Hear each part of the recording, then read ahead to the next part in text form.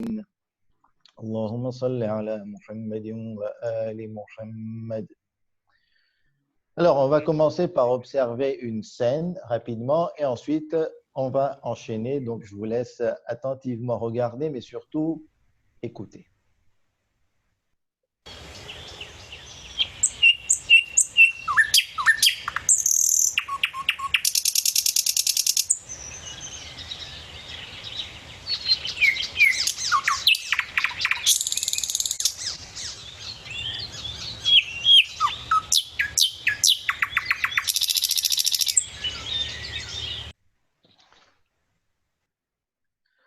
Alors, je voulais dire que souvent, lorsqu'on observe une scène, lorsqu'on observe un objet, lorsqu'on étudie quelque chose de la vie, on a l'impression de comprendre, de ressentir, voire de tout comprendre et de tout ressentir, mais on a du mal à traduire soit notre ressenti, ou soit ce qu'on a compris, ou soit ce que la personne ou l'être en face de nous euh, qui a exprimé quelque chose.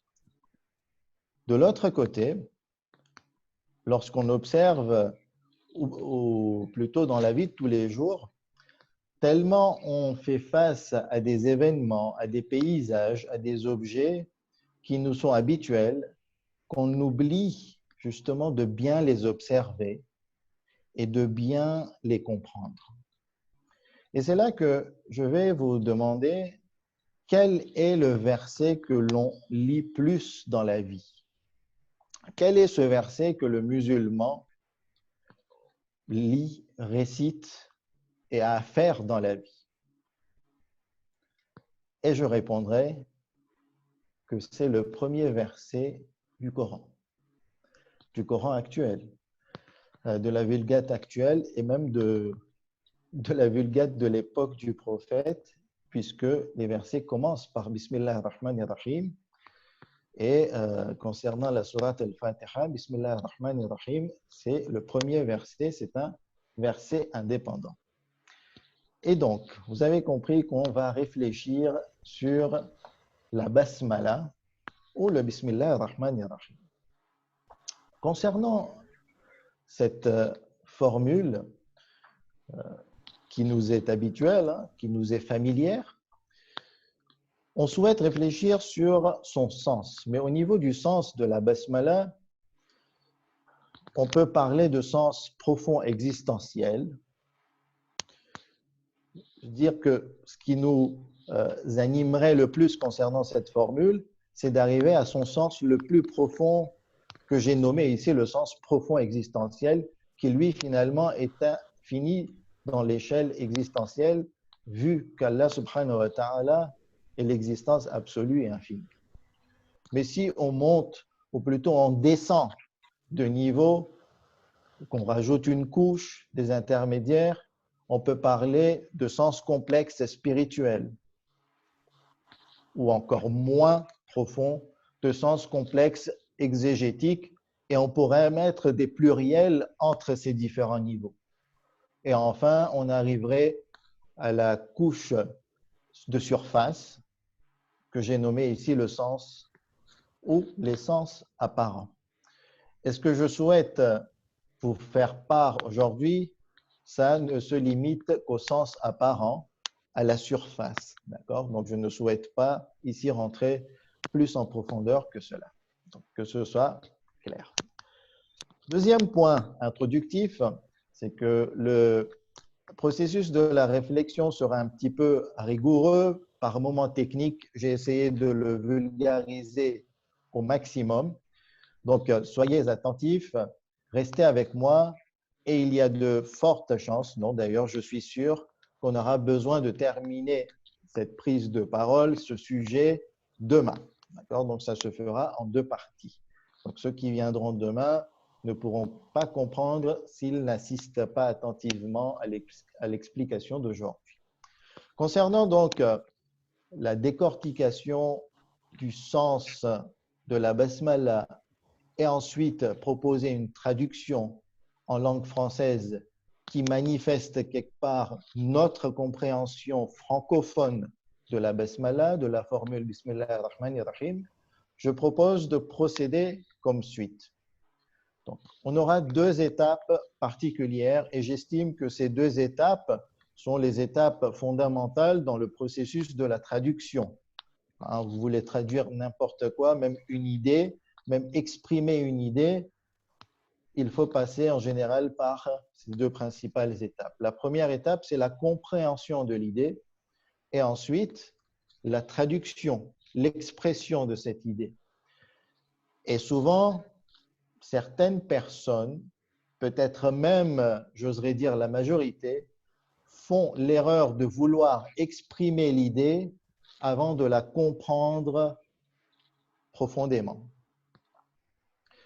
Donc, au niveau de la compréhension de l'idée, nous aurons trois sous-étapes. La première sous-étape de la formule Bismillah ar-Rahman ar-Rahim sera l'analyse grammaticale. Elle sera courte, ne vous inquiétez pas, je ne souhaite pas que la présentation soit ennuyeuse. La deuxième étape, c'est la compréhension des sens ou des sens des mots arabes. La troisième étape, c'est le sens de la formule, donc la formule en entière. Ensuite, on passera au processus de l'expression de l'idée en langue française par les traductions coraniques que nous ont proposées les différents traducteurs du Coran. Ensuite, nous allons décortiquer et nous irons vers des propositions de traduction de mot à mot et traduction de la formule. Et c'est là que j'aurai besoin de vous parce que nous aurons besoin de vos cerveaux, de vos réflexions et de vos idées. Commençons donc par cette grande étape de la compréhension de la formule, par l'analyse grammaticale. Donc, lorsque on observe la formule en arabe, Bismillahirrahmanirrahim, on peut la décortiquer mot à mot. Donc, tout d'abord, nous avons le ba, le bi, le bism, qui est une préposition. Ensuite, nous avons le ism, qui est un nom masculin.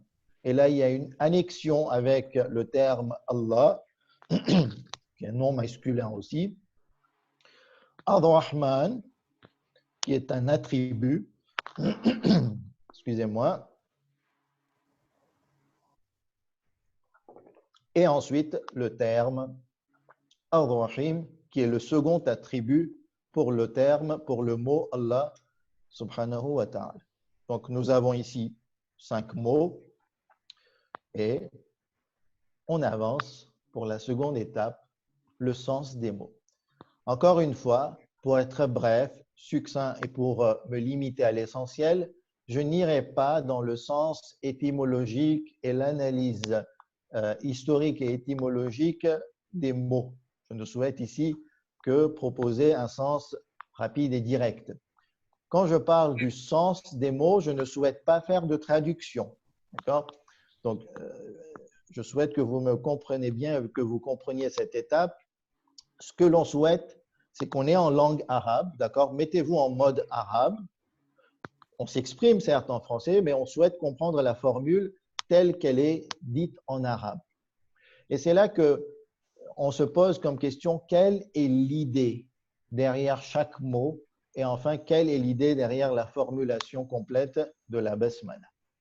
Alors, lorsqu'on consulte les grammaristes, les spécialistes en littérature, en grammaire et même en exégèse arabe et coranique, on retrouve que, regardez, j'ai mis voilà, la parenthèse de départ, je l'ai étendue.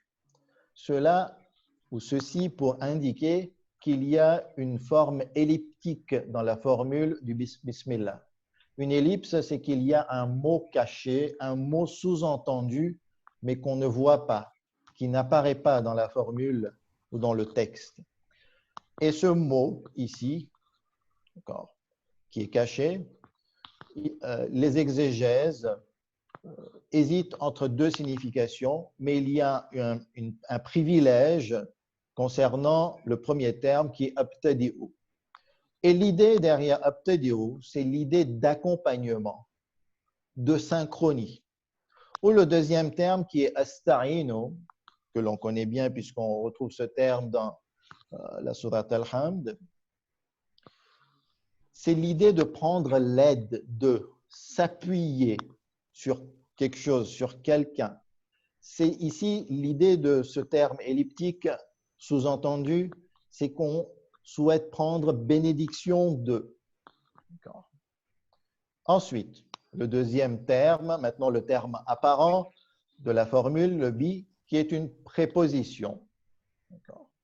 Donc, un débat tournera autour du sens que l'on va prendre pour traduire la préposition, et je ne souhaite pas donner de sens ici, puisque c'est une préposition, à nous de trouver la bonne préposition en langue française. Ism, cela veut dire non. C'est simple, c'est clair. Allah, c'est Allah. D'accord? Allah, c'est l'idée d'Allah, c'est l'idée de Dieu, c'est l'idée de la divinité absolue. C'est l'idée d'un être suprême qu'on adore. D'accord? Tous les points que je vous cite sont retirés d'exégèse. D'accord? Ensuite, nous avons l'attribut, l'adjectif Ar-Rahman, qui exprime ici l'idée de bonté. Et c'est là que, lorsque on traduit la formule Bismillah ar-Rahman ar-Rahim, il faut faire très très attention aux termes qu'on utilise pour traduire Ar-Rahman, pour traduire Ar-Rahim. D'ailleurs, si je vous pose la question, comment traduisez-vous d'habitude la formule Bismillah ar-Rahman ar-Rahim? Comment les gens traduisent la formule Bismillah ar-Rahman ar-Rahim? Vous allez me répondre au nom de Dieu, le clément, le miséricordieux. D'accord. Mais ce que l'on souhaite soulever ici, c'est que est-ce que les termes le clément, le miséricordieux correspondent bien à l'idée de départ? Donc, l'idée de départ en arabe pour Ar-Rahman, c'est qu'il y a l'idée de bonté, de bienfaisance, de pardon, de grâce, de bienveillance. Tout cela est compris dans le sens de Ar-Rahman. Vous voyez le sens très large que nous avons. Ou bien nous retrouvons l'idée de largesse, l'abondance, la grandeur. Donc, large bonté et bienfaisance ou grand pardon, grande bienveillance, tout ça fait partie du terme Ar-Rahman.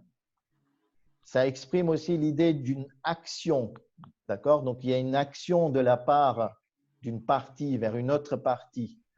Il y a une manifestation par des actes, d'accord? Donc, il y a cette idée de mouvement, de réalisation, d'accomplissement du Rahmaniyat. Et ici, il faut se mettre à l'idée que Ar-Rahman ne signifie pas tendresse et douceur. Ce n'est pas être doux et être tendre, d'accord? Uniquement. Même si on pourrait retrouver peut-être dans les ramifications des idées que je viens de citer, mais quand on va dans les sens subtils, Rahman ne veut pas dire tendre et doux. Enfin, je termine avec Ar-Rahim, qui veut ici exprimer l'idée de la rahma faite aux créatures. Ici, il s'agit de faire parvenir la rahma. D'accord? La rahma qui est donc la même racine de Rahman. Rahman, Rahim, c'est la même racine. Donc, la rahma, c'est quoi? C'est l'idée de bonté, de bienfaisance, de pardon, de grâce, de bienveillance, de largesse, d'abondance. Tout ce que l'on retrouve dans Rahman, on le retrouve quelque part dans Rahim. Mais ici, l'idée de liaison, de la connexion est présente dans le terme Ar-Rahim en arabe. Il y a aussi l'idée de continuité, de la perpétuité, de la constance, de la durabilité, de la permanence, qui n'est pas présente dans Rahman, mais qui est présente dans Rahim. Enfin, nous trouvons ici l'idée d'une qualité présente de façon perpétuelle. Donc, cette qualité de Rahim, c'est comme si c'était devenu une essence. D'accord? Une essence, c'est-à-dire que cet attribut maintenant ne se sépare pas du tout de l'être qui est attribué par cet adjectif. J'ai cité beaucoup d'informations. Lisez rapidement le tableau. Essayez de rapidement concevoir toutes ces idées, ok, et ensuite en faire une idée globale, complète, que l'on va exprimer dans le sens de la formule. Encore une fois, ce n'est pas une traduction que je souhaite faire, c'est d'exprimer l'idée de la formule après avoir décortiqué l'idée de chaque mot. Donc, il y a plusieurs idées qui sont exprimées de la part des exégètes. La première idée, c'est que Bismillah ar-Rahman ar-Rahim signifie que je commence cette action en étant accompagné par le nom d'Allah, en sollicitant sa bénédiction, son aide, etc., etc. Ici, lorsque j'exprime l'idée de la formule, je préfère me focaliser par cette première partie en jaune. D'accord? Concernant les adjectifs ar-Rahman et ar-Rahim, on les ajoutera et on réfléchira petit à petit. La deuxième idée derrière la formule, c'est que je commence cette action en prenant l'aide du nom d'Allah, en sollicitant son soutien continu, sa bénédiction, sa grâce. Ou bien je commence cette action en prononçant le nom d'Allah, ou en appelant le nom d'Allah, ou bien encore, je commence cette lecture, par exemple, concernant le Coran, mais c'est toute action, en ayant la bénédiction avec moi et l'aide du nom d'Allah subhanahu wa ta'ala. Donc, une fois que vous avez bien saisi le sens de la formule, allons voir petit à petit si la traduction traditionnelle et classique correspond à l'idée de départ et originelle de la formulation Bismillah ar-Rahman ar-Rahim.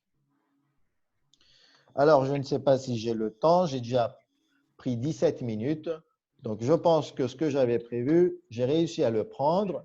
Je vais m'arrêter ici, certes, la présentation est un peu tronquée. La suite, et ce qui est le plus important, nous la prendrons demain, Inch'Allah, avec la seconde partie, la traduction de l'idée qu'on a compris ici lors de cette première partie. Cheikh, oui. Oui, Cheikh, nous avons le temps. Si vous D'accord. pensez que c'est mieux pour assimiler ce que vous avez à nous dire, si c'est mieux de le faire en une seule séance, eh bien, allez-y. J'allais dire Bismillah. Sinon, c'est comme vous voulez. C'est comme vous le ressentez. Alors, moi, ce que j'avais prévu dans mon processus dans mon storytelling, hein, dans mon scénario, c'est de m'arrêter à cette partie, voire prendre le quatrième point, mais ne pas tout englober. Très bien. Puisque c'est lourd, Oui. puisque c'est un peu lourd, et je le conçois très bien, je voulais que ça reste digeste et ne pas faire trop long pour Très ne bien. pas encombrer, alourdir les esprits. Je pense que c'est mieux qu'on s'arrête là, à ce point-là, et demain, Inch'Allah, on continuera avec 15-20 minutes. Très bien. Écoutez, il n'y a pas de problème. Pour demain, prévoyez le temps qu'il vous faudra. Nous serons complètement à l'aise par rapport à ce dont vous aurez besoin en termes de temps pour bien nous expliquer cette formulation ce thème est très, très intéressant et effectivement, on attendra avec impatience votre retour demain, Inch'Allah. Merci beaucoup. Inch'Allah. Merci à vous et Inch'Allah, demain, on va continuer tout cela. Ahsantum. Assalamu alaikum wa rahmatullah. Alaykoum salam wa rahmatullahi wa barakatuh. Nous allons donc, nous, de notre côté, continuer, poursuivre notre lecture et nous abordons deux sourates importantes, la 62 et la 63. Nous allons commencer par la sourate le vendredi, verset 1. Bismillah.